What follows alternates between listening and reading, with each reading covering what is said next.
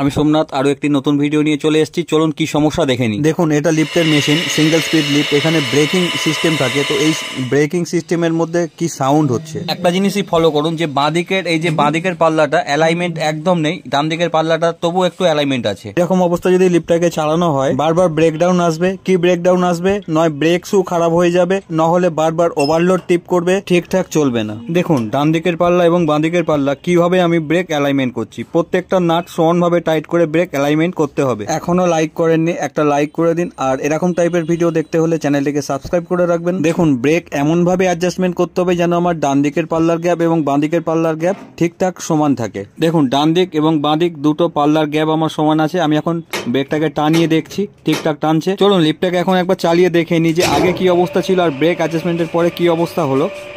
সবাই ভালো থাকবেন, সুস্থ থাকবেন। আবার দেখা হবে পরে এরকম টাইপ আর একটা নতুন ভিডিওতে।